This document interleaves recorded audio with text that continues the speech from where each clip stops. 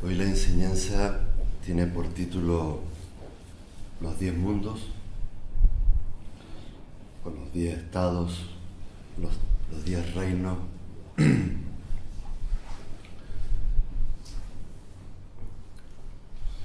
Como siempre, voy a ir exponiendo el tema de hoy. Si quieren tomar alguna anotación. Y al final, si surge alguna necesidad de pregunta o de diálogo, pues tenemos un rato para compartir.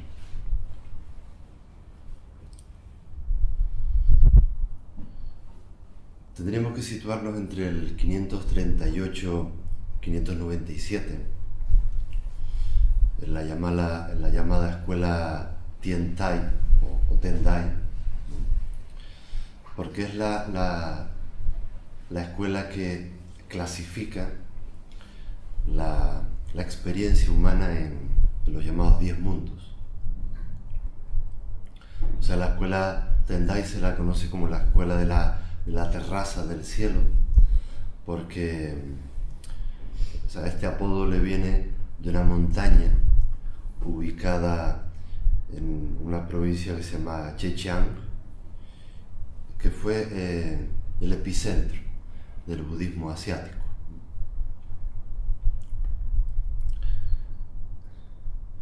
El texto principal en el que se basa la escuela Tendai es el Saddharma Pundarika Sutra, que nosotros recitamos por ejemplo, cuando comemos con los oryoki, ¿no?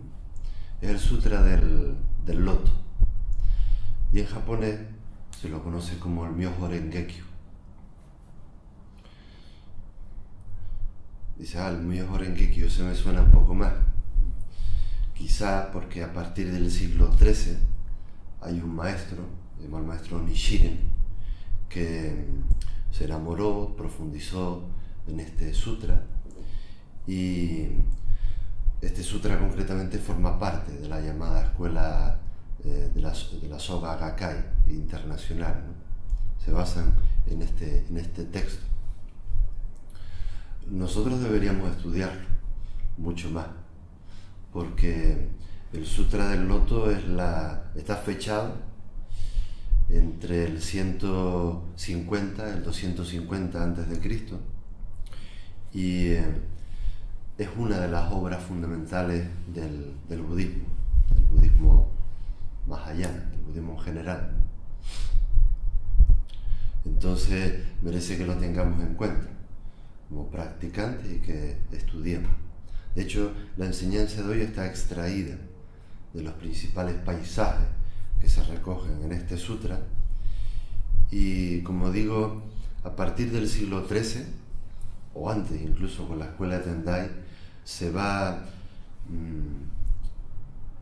clasificando la experiencia humana en 10 estados, en 10 niveles, y son los que voy a ir exponiendo poco a poco.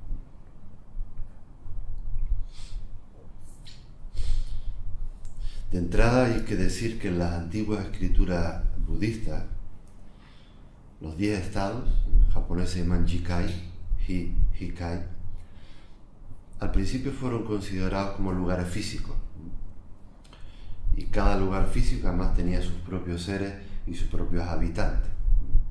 Ahí entramos en una etapa mágico-mítica, ¿no? Inicial. Sin embargo, en el Sutra del Loto se enseña que cada estado incluye los demás, ¿no? Igual que estudiamos hace poco en el seminario del karma, del Pratika Samutpada, de los 12 eslabones de la interdependencia condicionada, aunque los estudiamos uno a uno, cada uno contiene los demás. Por didáctica y por pedagogía yo me voy a detener uno a uno, pero en uno pueden aparecer todos al mismo tiempo. Entonces, en este sutra, como digo, se explica que hay 10 niveles de realidad, conocidos como los 10 mundos, y en otras definiciones va a encontrar los 10 estados infernales, Me parece que Yolanda me lo preguntó y se va a hablar de los estados infernales. Pero bueno, es un apelativo, pero el infierno es uno de los 10 estados, ¿no? Pero se lo suele considerar así. O también los 10 reinos de la existencia condicionada. En otras escuelas se los considera como las posibles condiciones en las que un fenómeno se manifiesta en el espacio-tiempo. ¿Qué me interesa transmitir como pedagogo de la conciencia? Que si aprendemos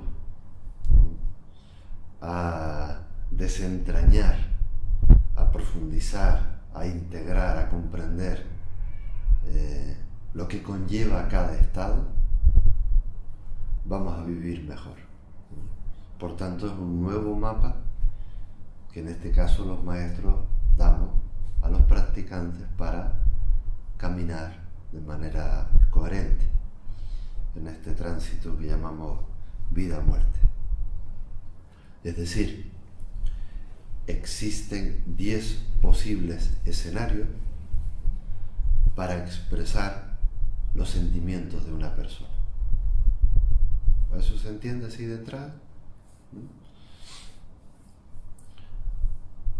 Es decir, todos estamos sujetos, como iremos viendo, a condiciones externas y condiciones externas que podríamos clasificar, según el Sutra del Loto, en 10 maneras de experimentar el mundo y de experimentarnos a nosotros mismos. ¿Qué es lo que uno observa? Pues que cada uno de nosotros fluctuamos de un estado a otro según la condición en la que uno se encuentra.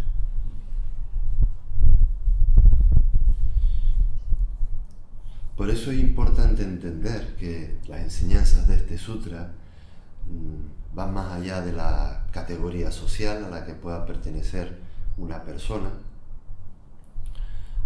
de los logros académicos, si es un catedrático o es un analfabeto, da igual, los 10 estados están ahí.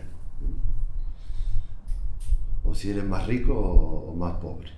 Ese tipo de categoría no tiene sentido en la explicación filosófica de esta enseñanza. Es decir, es nuestra propia mente la que va a generar un estado de felicidad o infelicidad según el estado en el que te encuentres. Recordemos que es nuestra visión del mundo la que crea el mundo. Y todos sabemos que partimos de un axioma universal, y es que debido a nuestra falta de visión clara, pues sufrimos, sea cual sea el estado en el que estemos.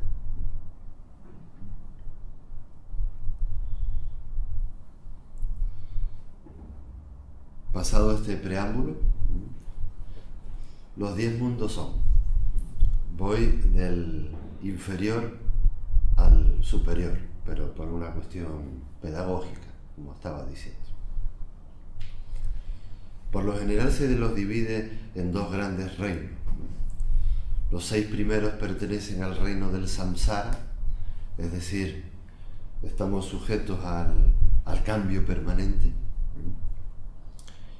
Y los últimos 4, ahí nos adentramos más en el reino de lo sutil, de lo que podríamos llamar superior o espiritual, aunque hay que prestarle el debido cuidado a esto, como ya veremos.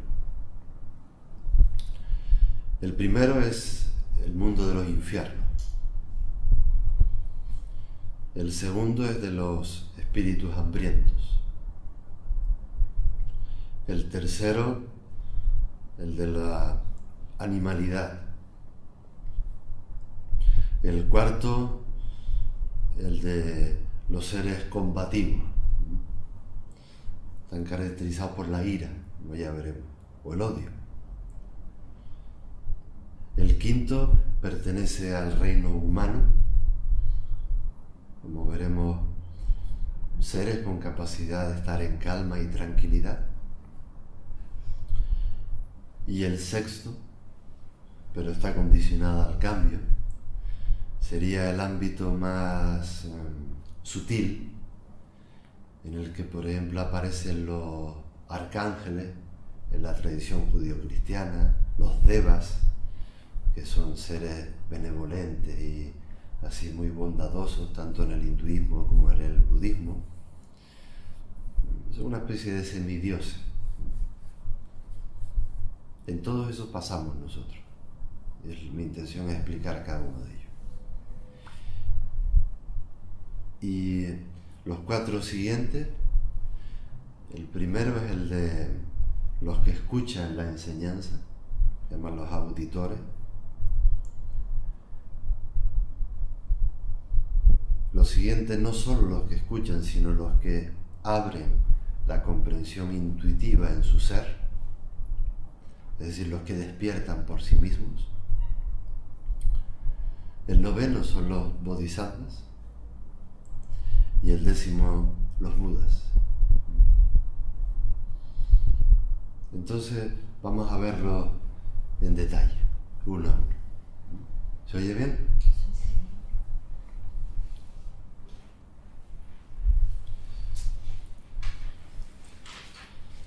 La palabra que encontramos para definir el primer reino en sánscrito es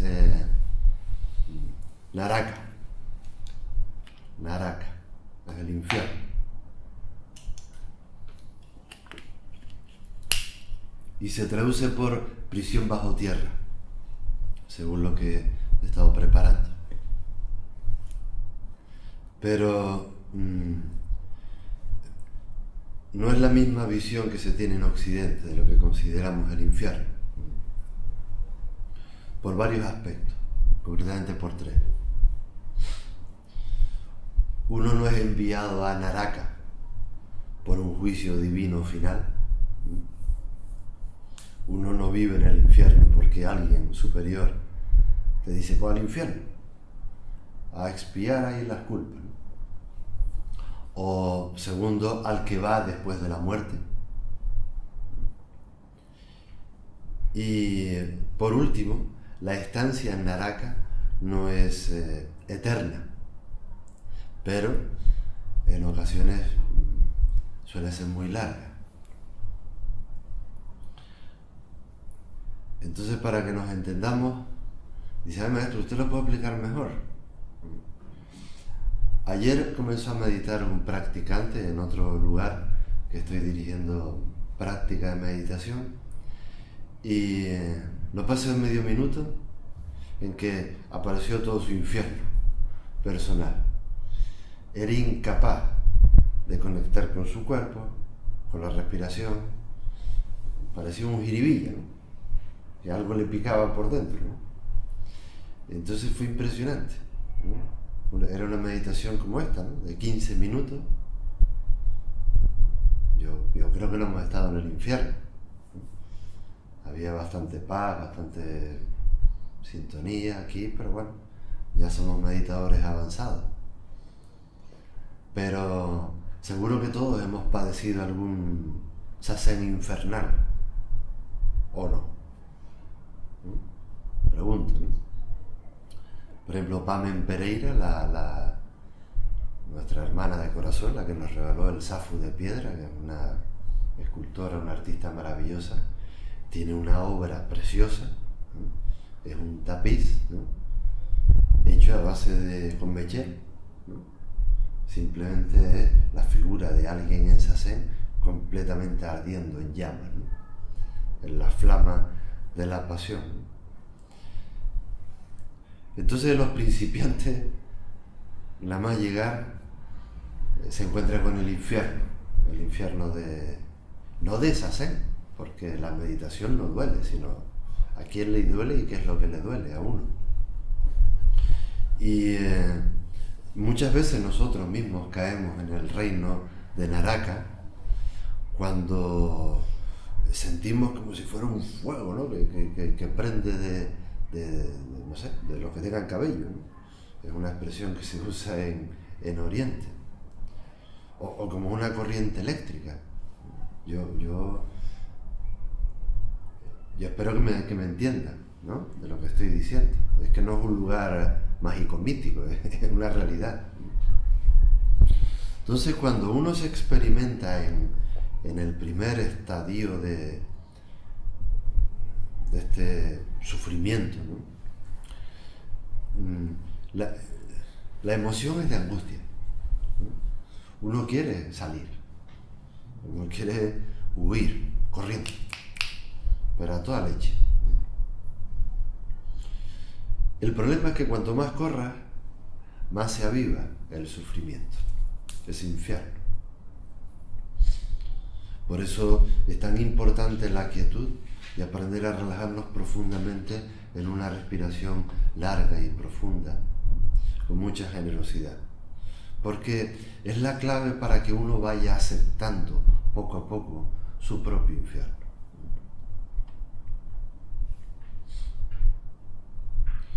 Entonces, yo siento llevarles la contraria, por ejemplo, al existencialismo de Jean-Paul Sartre, ¿no? Es que el infierno no son los demás,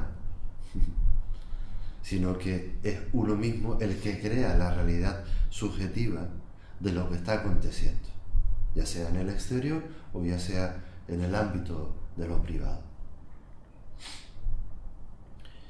Y sabemos que la Divina Comedia de Dante también lo dice, ¿no? Como ese viaje a las profundidades y a la libertad del ser, hay que darse un paseíto por el reino de los infiernos para comprender, ¿no?, de qué va el gran asunto.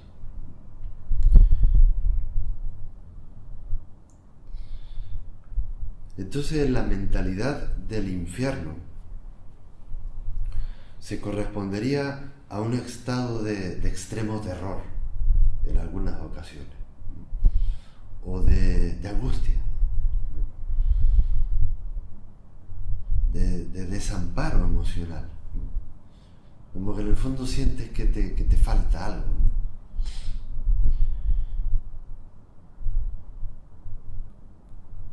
Yo hablo por mi propia experiencia de algunos retiros profundos, por ejemplo en verano, de mucho calor, de mucho cansancio corporal, de bajarte incluso la atención y decir, de verdad que me muero, ¿no? Qué infierno. Pero solo al rendirte se transmuta esta percepción equivocada de la realidad. Pero debe ser con amor y con compasión por uno mismo, no por voy a aguantar y vas a ver cómo me salgo del infierno. Así se aviva más, así no es. Entonces hay que tener cuidado porque en el reino del infierno hay un impulso ciego de autodestrucción. La meditación no es un machaque, ¿no?, para alimentar el ciego ego que parece dominarlo. Por ahí no van los tiros. El infierno, cuando uno está en el infierno, es una especie de condición para agredir, ¿no?, a alguien por la sensación de claustrofobia en la que está percibiendo la realidad, y porque tú sientes que no tienes la total libertad que necesitas. Eso es el infierno.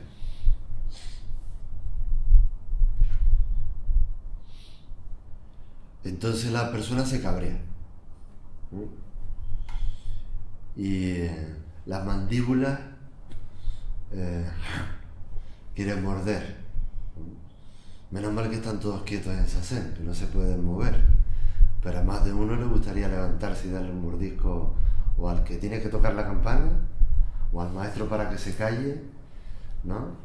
Dice, ¿cómo se le ocurre al tipo hablar ahora cuando ya estoy a punto en los 5 últimos minutos para que toque la campana? Y se le ocurre al tipo hablar.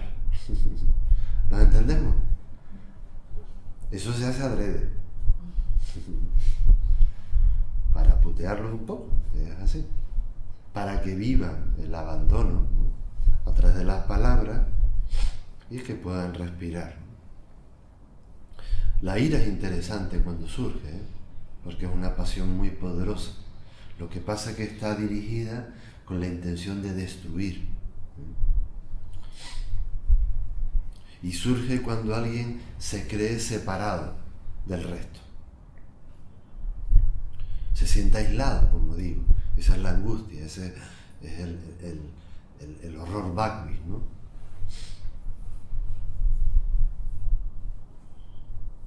Entonces es un estado de desesperanza, el mundo del infierno. Y ya digo, está completamente ciego por la destrucción. Lo peor es entrar en el veneno del odio. Esa es la madre del cordero.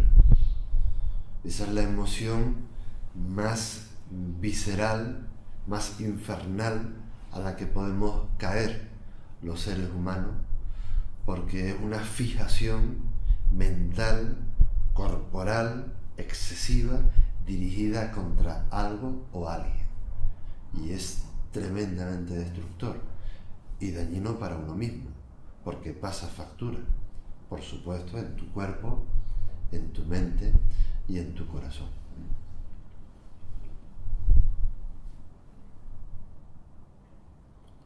Entonces este estado, según el Sutra del Loto, representa el grado bajo, ¿no?, de las bajas pasiones de desesperación extrema.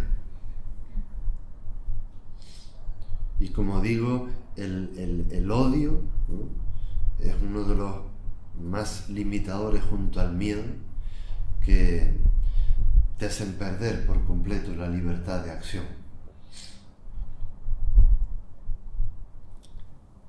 Entonces, el primer paso para los practicantes, estoy comenzando por aquí, todos debemos recordar ese inicio en la práctica.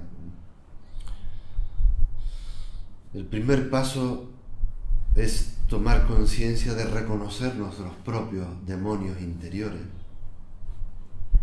por reconocer que todos tenemos un bicho dentro, o varios,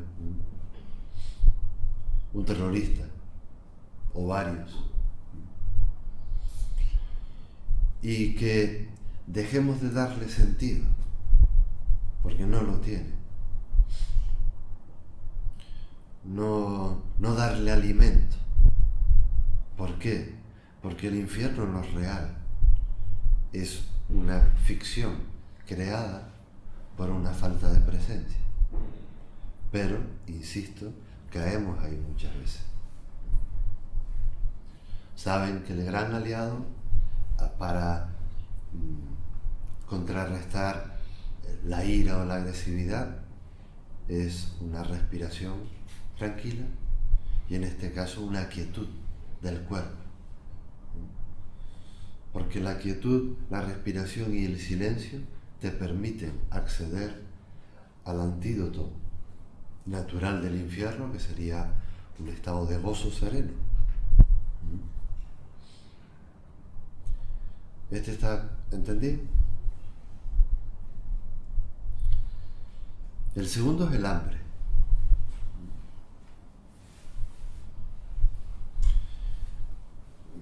Dice el hambre.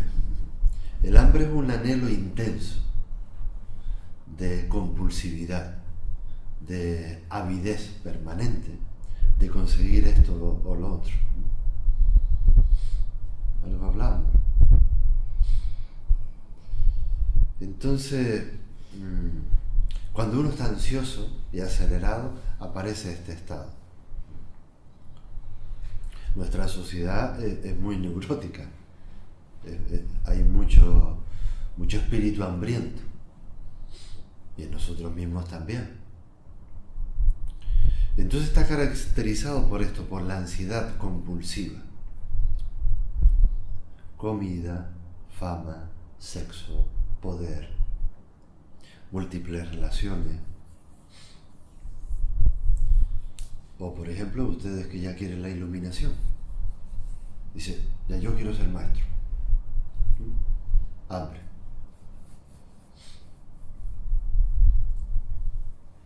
Este es un estado de muy baja dimensión a nivel humano. Pero esa es nuestra noria particular. Esa es nuestra noria particular. Nuestro parque de atracciones de apegos y rechazos. Y ahí estamos. En la mitología budista, hinduista incluso, se los relaciona con seres famélicos que han muerto y que parece que todavía deambulan por ahí como almas en pena. Se los llama los gaki en japonés, o los pretas, y se han reencarnado en ese tipo de seres porque murieron en un estado de ansia y de deseo compulsivo excesivo. Esa es su manera de interpretarlo. Pero eso lo vivimos nosotros sin necesidad de reencarnar, ¿no? El caso es que según esta tradición fueron seres envidiosos y avaros en vida, y como resultado de su karma aparece este estado de avidez insaciable. Entonces son seres así famélicos, pero con la barriga inflada de aire, de vacío, con unas gargantas muy largas, ¿no? A las que incluso le tratan de dar alimento pero no le llega, porque lo tienen completamente cerrado. Pero también en la tradición oriental primitiva se los considera como seres a los que hay que tener compasión o lástima, ¿no? Y en algunos monasterios los monjes les dan comida o flores incluso en la comida. Nosotros lo hacemos, ¿no? Es una herencia también cultural para que entendamos lo que estamos haciendo. Por ejemplo, a la hora de comer, cuando hacemos la comida con los oryoki, por ejemplo ahora en verano, se fijan que siempre dejamos un poquito de comida en la parte superior del limpiador. Dice, ¿eso para quién va? Que pasa el servicio con un, ¿cómo se llama? Con una cucharilla, un recogedor, y se lo lleva al servicio y se lo da al responsable de la cocina. Y dice, ¿qué hará el tío o la tía? ¿Lo tira a la basura? No, tiene una ofrenda interior en la que lo deposita, en este caso a la naturaleza, con la intención de alimentar a aquellos que no se pueden ayudarse a sí mismos, que también nosotros lo verbalizamos como una intención en nuestra ceremonia. A veces nosotros somos gaki, que caemos en una compulsividad excesiva y no estamos recibiendo el verdadero nutriente y nos alimentamos de manera ansiosa y realmente eso no nos aporta. Eso es lo importante. Pero lo verbalizo para que entiendan la simbología de algunos actos que hacemos.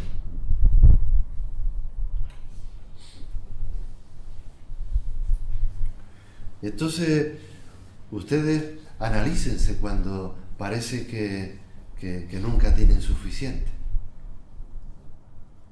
¿Y por qué caemos en la insatisfacción continuada? ¿Qué es lo que nos falta? ¿Y qué es lo que nos sobra? Pero no queremos soltar.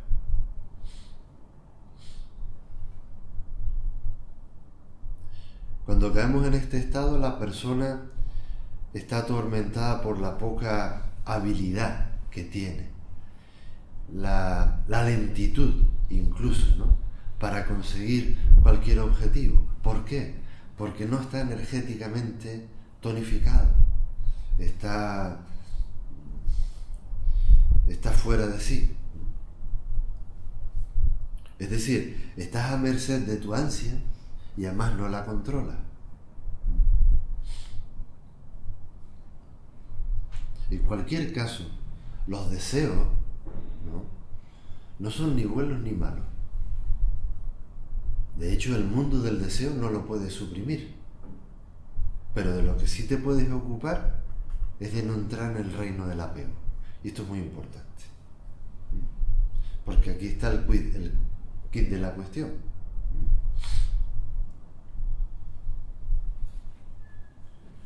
¿Por qué? Porque yo qué sé, por ejemplo, si no atendiéramos a nuestro deseo de comer cuando lo necesitamos, ¿qué pasaría?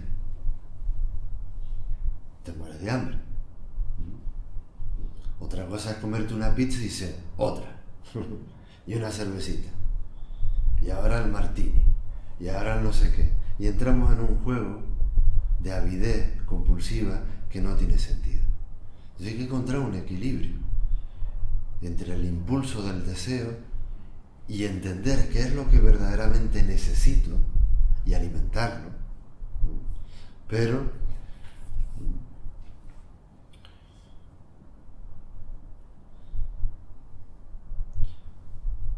no sé, no caer en esa poca creatividad a la hora de buscar el alimento. Yo espero que me entiendan, hay diferentes tipos de alimentos.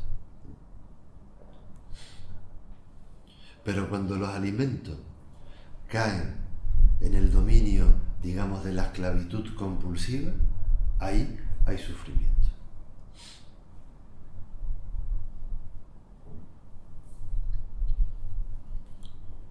Esto queda claro, el segundo reino, ¿no? El de los espíritus hambrientos. Yo diría así, una cosa es la necesidad y otra cosa es la compulsividad.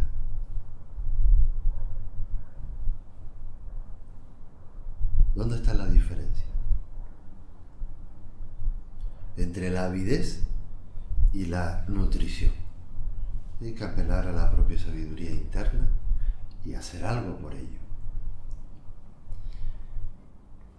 El tercer reino es el reino de la animalidad.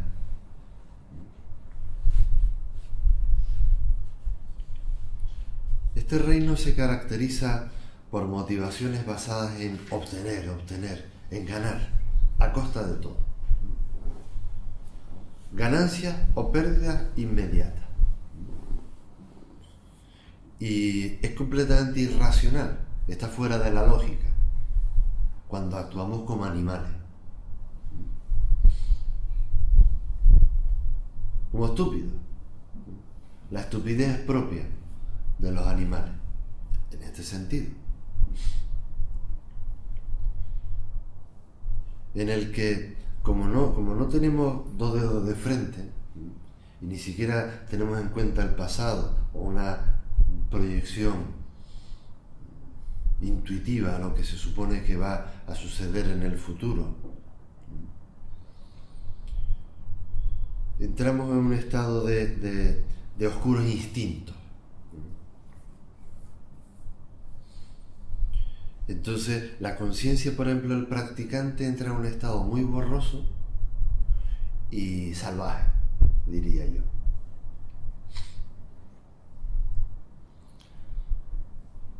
Dice, maestro, ¿puedo poner algún ejemplo? ¿Ustedes no han oído los relinchos a veces así, de unas respiraciones dentro del dojo? ¿No? O caminando por el pasillo. ¡Pum, pum, pum, pum, pum!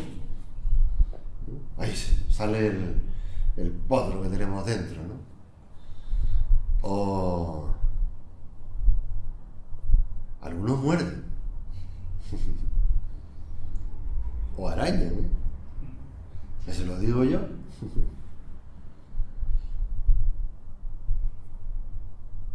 O escupen veneno, como la serpiente. Yo hablo simbólicamente, pero lo importante es que ustedes se detecten en el estado de animalidad y qué pasa cuando uno cae ahí. Otros estiran hacia el cuello, un inquinismo, como pavos reales, para que los vea la gente. ¿Animales? ¿Lenguaje animal? Nos despliegan las plumas, ¿no? Hasta los futuros bodhisattvas, todos con las plumas, están haciendo un recurso precioso. Ya no son rayas, sino puntos, ¿no? Cuidado de caer excesiva compulsividad irracional. Si sale una raya, pues será una raya. Entonces hay de todo, ¿no? Pero, por ejemplo, en Sazen es impresionante ver la fisionomía de cuando nos convertimos en animales. Porque es algo como muy, muy instintivo este nivel.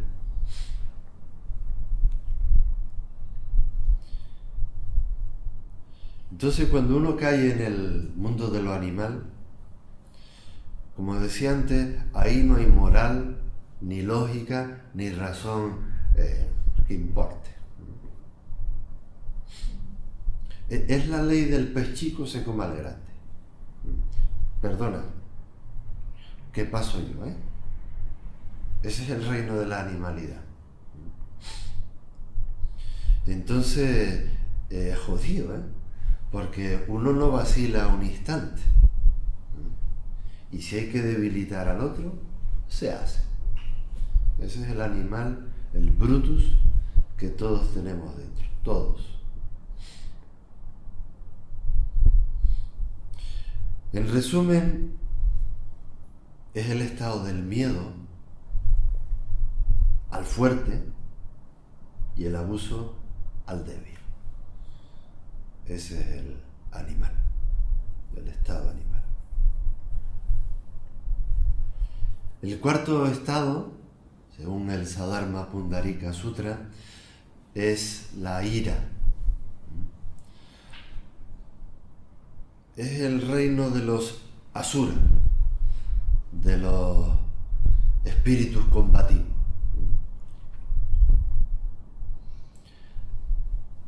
Aquí ya la persona está completamente dominada por su ego. Eso ya es la leche, ¿no? Esa es la arrogancia suprema, ¿no? La competitividad, ¿no? La necesidad de ser superior sobre los otros. Y claro, uno está lleno, ¿no?, de vanagloria y de orgullo. Si antes éramos estúpidos, ahora esto, pero para nada. Nosotros somos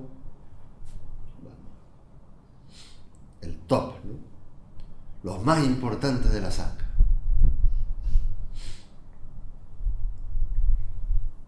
Entonces, cuando caemos en el reino de la ira, vemos a los demás, en nuestra ceguera, como amenazas potenciales.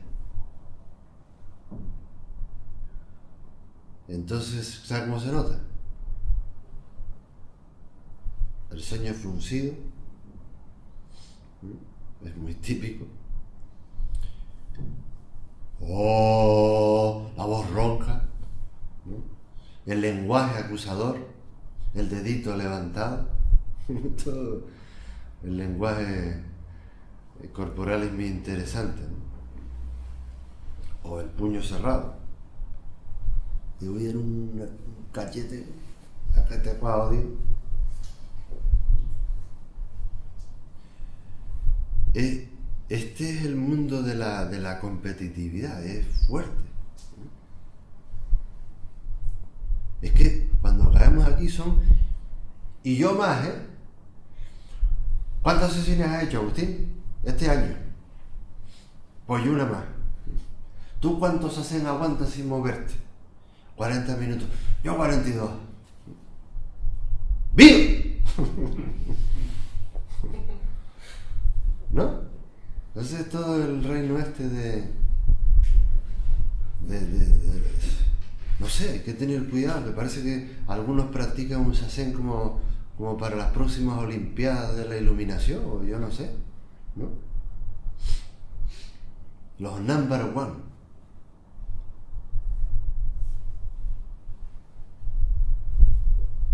Yo creo que los hombres somos más iracundos que las mujeres. Lo que pasa es que las chicas también a veces tienen un pedazo de lordosis aquí que tienen que cuidar para no echarse mucho así para adelante, ¿no? Porque a veces también aparecen verdaderas amazonas dentro de la sangre. Pero a los guerreros De verdad que hay que equilibrarlo, ¿eh?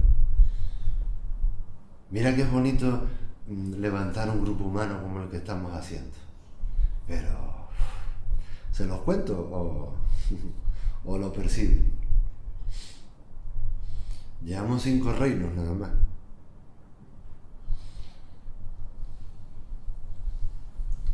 Un poquito más de este porque me interesa.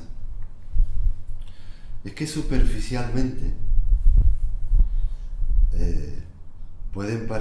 podemos parecer bien intencionados, así, muy bien educados, muy corteses, aparentemente humildes, pero tenemos una envidia por dentro, ¿no? Esa mala hostia, ¿no? Ese resentimiento, ¿no? Esa acidez que ni con Almax se quita. Es el mundo de la hipocresía, es el mundo de la traición. Por ejemplo, el maestro Nishira, el del siglo XIII, él en sus interpretaciones dice que la perversidad es la característica de este reino. Entonces, insisto, es un espíritu irrefrenable, competitivo, de superar por encima a todos los demás. Como si dice, soy el puto amo, ¿no? Como dicen los frikis, ¿no? Esa es la expresión de... Eso que lo decía algún entrenador. Mourinho era, ¿no? No sé quién es, no me sale, pero lo dicen, ¿no? Mi hijo lo dice, le encanta, soy el puto amo. Ya, Adrián, el puto amo, tú. Relájate, hombre. Pero son expresiones curiosas, ¿no? Entonces, de verdad, o sea, venir a Sazen, ¿no? Al dojo Zen de Tenerife, ¿no? Como si esto fuera un gimnasio para musculitos, como que no. Se pueden ir a acostar, que aquí es no. Esto funciona por desprendimiento, no por acumulación de mérito. Esto es muy importante. Entonces no se compare, que es otra característica de este reino. Cada uno es como es. Ese es el tesoro de la sangha, de poderlo acompañar, respetar en nuestros propios procesos. No tiene sentido compararlo, ni minusvalorarlo, ni sobreactuar. Es desde el respeto cuando de verdad podemos transmutar ese desprecio al otro, cuando uno cae en este reino. Cuando uno no puede soportar que alguien, ¿no?, es como es, pues entonces se compara, se minusvalora o sobreactúa, y ahí hay un daño completamente innecesario. Yo llevo 2 clases de yoga, estoy molidísimo, pero hoy aprendí que tengo un límite, por lo menos al principio, que aquello estiraba la pata para atrás y la ponían para no sé qué, y yo estaba, pero con la rodilla en el suelo y diciendo, de verdad, no llego. Entonces, admitir el límite es bonito. Ríanse, pero ¿qué pasa? El bicho que tenemos dentro, ¿qué pasa? Entonces llegamos al quinto reino, que es el reino de la calma y la tranquilidad.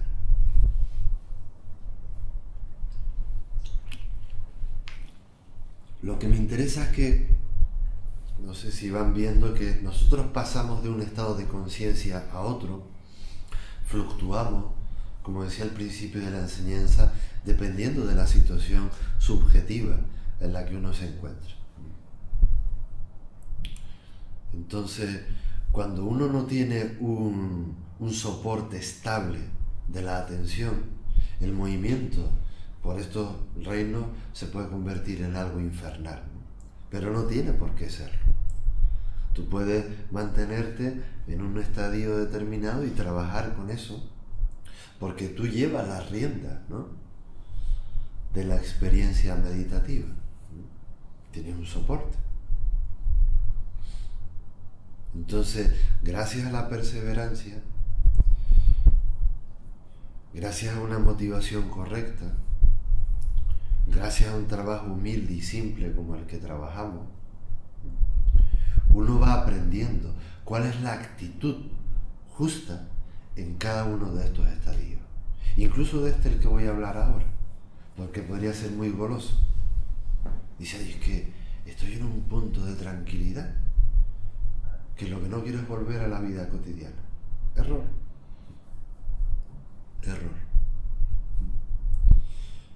Entonces se trata de abrir las manos, de soltar, ¿no? De permitir que, no sé, el universo de la noria emocional se despliega en todo su esplendor y uno recibirlo y que siga su propia inercia, sin ningún tipo de añadido, pero siendo consciente de cuál estadio es el que estoy viviendo. Eso sí que significa una transmutación kármica o de la conciencia. Entonces, cuando nos permitimos estar ahí y entramos en calma, lo hermoso es que las cosas se van viendo tal y como son. Todo va sucediendo tal y como es. Hasta las mayores crisis en las que podemos caer son una bendición si son vividas desde la tranquilidad y la calma del corazón y de la mente. Y ese es el trabajo santo, ¿no? El sagrado oficio, ¿no?, de los hombres y mujeres de la vía del Buda, ¿no? Ese es el ámbito de la ecuanimidad, ¿no?, de dejar a un lado mis antipatías, mis preferencias, ¿no?, y permanecer no impasible, sino participativo, ¿no?, de un modo cercano, pero con una distancia justa. Eso es lo que hace que te conviertas en empático. Entonces, este quinto estadio del que estoy hablando, que quizá nosotros empezamos ya a conocer porque está relacionado con el concepto samatha, ¿no? Esta es la montaña de la tranquilidad, ¿no?, de samadhi, ¿no?, de un estado de calma diamantina, ¿no?,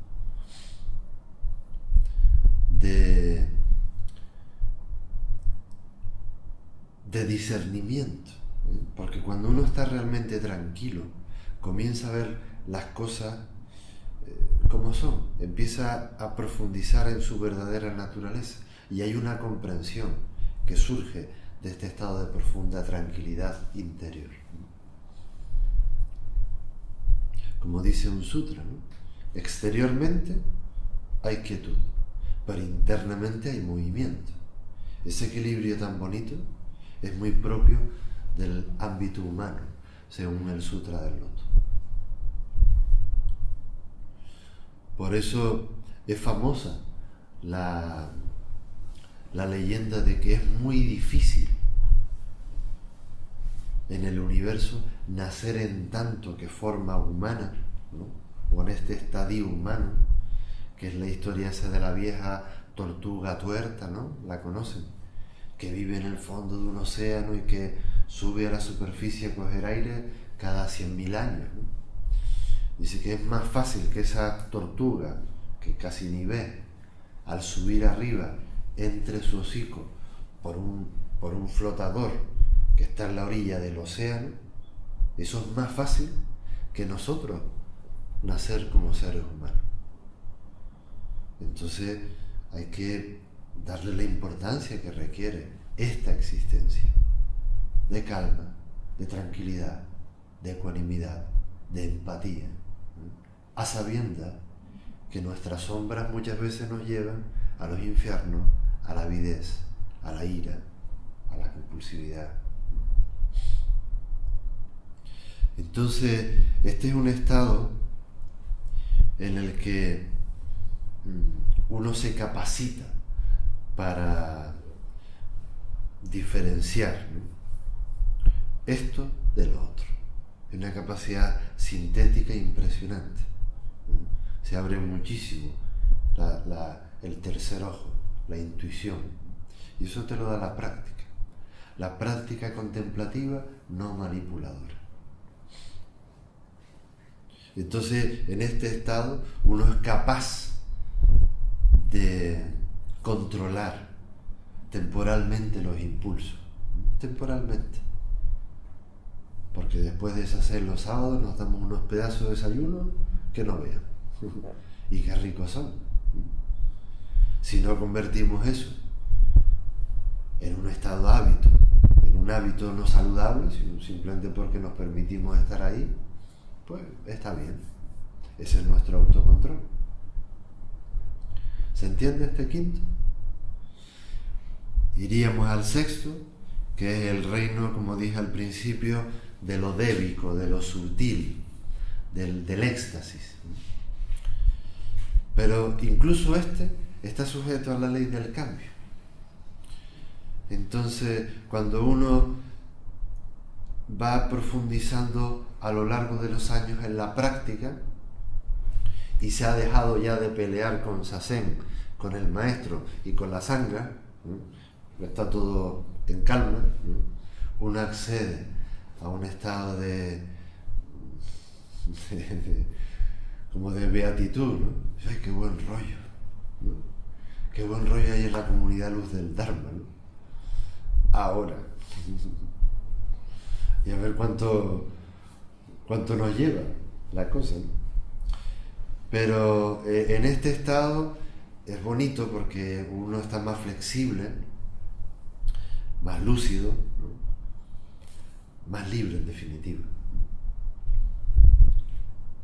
Entonces la observación de los practicantes cada vez es más nítida, es más penetrante, es que coger las cosas al toque, ¿no? Ya no hay que corregir tanto, ¿no? Es como el buen caballo, se dice, ¿no? Que solamente que le enseñe tu presencia ya sabe lo que tiene que hacer. Es increíble, ¿no? Y esto sucede, ¿no? Entonces la palabra Deva se traduce como Dios, pero tenemos que cuidar con nosotros en que no se nos vaya el santo al cielo, ¿eh? Porque es muy fácil. Es muy fácil. Porque, por ejemplo, en los retiros, ¿no? Nos cambia la conciencia un montón, la percepción. Y más de un compañero o compañera me lo ha dicho. Yo, sensei, ahora ¿cómo voy otra vez con mi marido? O con los niños, o al trabajo, con la que está cayendo ahí fuera. ¿No nos podemos quedar un poco más? Ese es el espíritu de la avidez. Entonces, miren qué fácil. Un estado de éxtasis, ¿no? Hay que saber, ¿cómo lo digo? Hay que saber llevar el natural estado de contracción, porque hay que volver a la vida cotidiana. Entonces, abrir y cerrar hasta que uno se estabiliza en una apertura justa, y ese sería un gozo sereno, bastante estable, y es real, no es ninguna volada, pero no necesita de tu avidez o de tu apego, porque apenas estés ahí, desaparece. Es muy evanescente de lo que estoy hablando, y sin embargo tiene mucha consistencia, mucha presencia.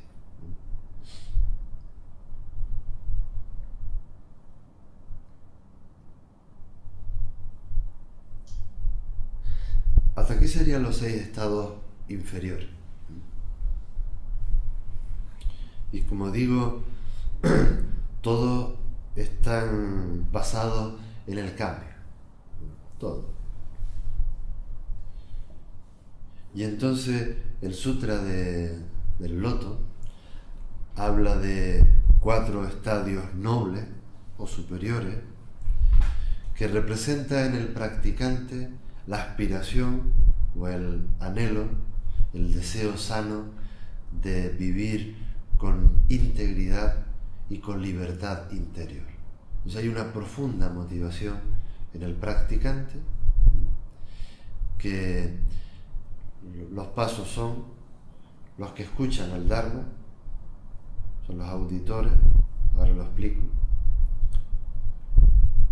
los que despiertan en sí mismos la comprensión de que el Dharma es una buena brújula, ¿no? Los que se ordenan bodhisattvas y hacen de su vida un camino consciente, y los que finalmente realizan la auténtica naturaleza original, y es lo que somos, Buda. Entonces, el primero, o sea, el séptimo, están bien, ¿sí? Un poquito más. El primero son se dice los que escuchan la voz.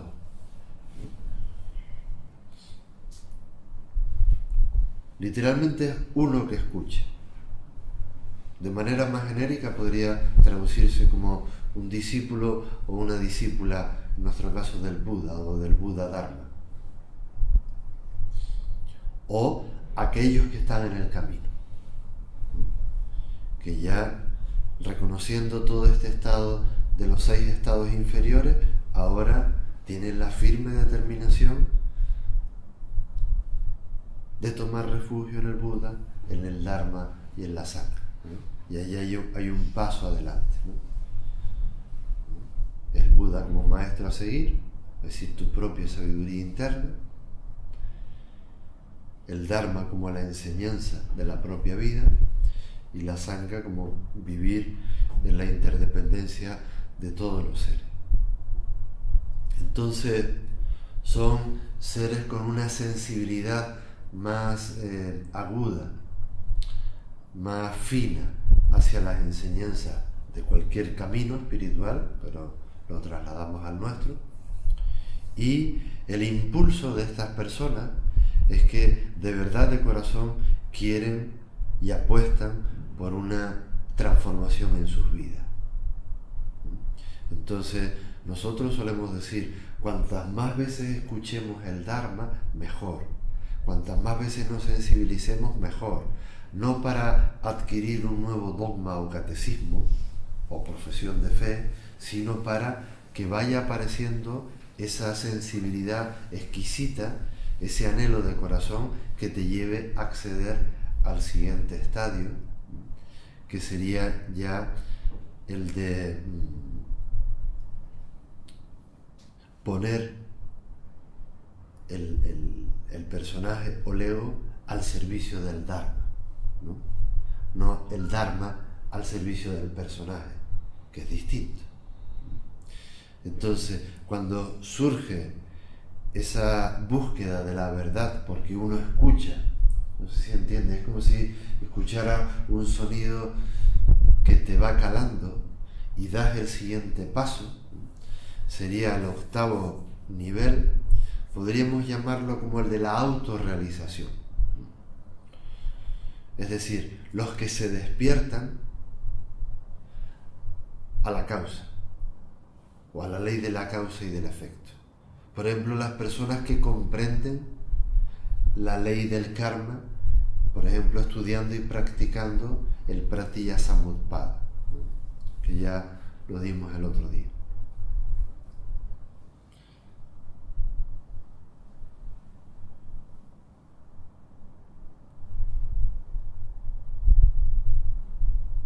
Hay que tener un cuidado aquí, porque estamos ahí como a puntos de caramelo, ¿no? Y es de caer en la autocomplacencia. Por eso todavía necesitamos del maestro o el tutor que certifique que tu impulso es sano, es verdadero y está bien colocado, ¿no? Porque al final nadie va a tener la experiencia del conocimiento por ti. Eres tú el que debes profundizar a través de la práctica a la que estás entregada y entregado, para que emerja esa intuición sabia y comprenda cuál es la verdadera naturaleza de la realidad. Y ese impulso, si es fuerte, es auténtico, deriva en un exceso al penúltimo estadio, que es el bodhisattva,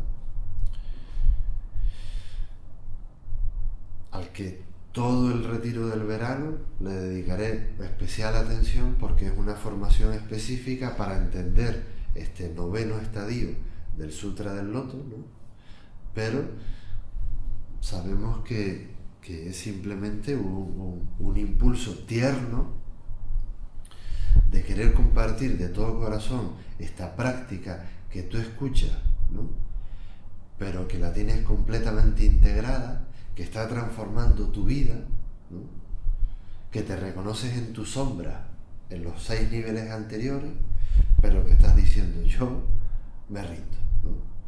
Yo aquí estoy, ¿no? Entonces esa es la aparición del Bodhisattva.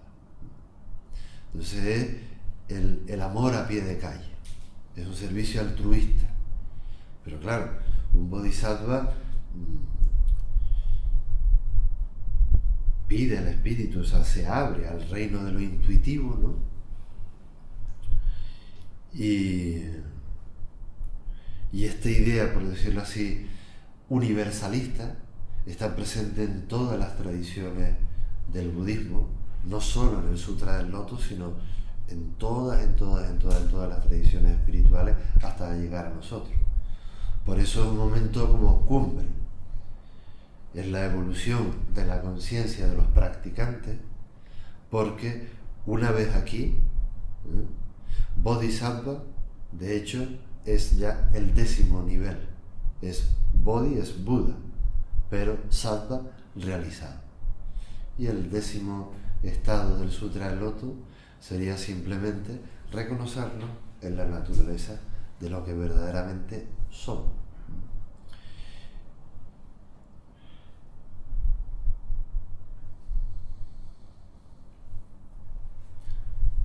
Como conclusión,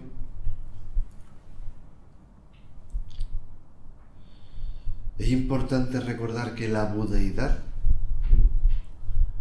se manifiesta de manera inmediata en lo más cotidiano de nosotros. Eso es muy importante. Cuando el acto es consciente, la palabra es presencia, ¿no? Y el pensamiento surge desde el no pensamiento, entonces ahí está la naturaleza búdica desplegándose en todo su esplendor. Este estado es real, se llama Sukha y es la tercera noble verdad, compartida por Siddhartha. Hay un estado exento de sufrimiento. Todos lo intuimos. Para simplemente acceder a él, porque es lo que somos, hay que olvidarnos de lo que nos creemos ser. Ese es el trabajo del Bodhisattva. Entonces, un Bodhisattva sabe que el mapa, esto es un mapa, no es el territorio.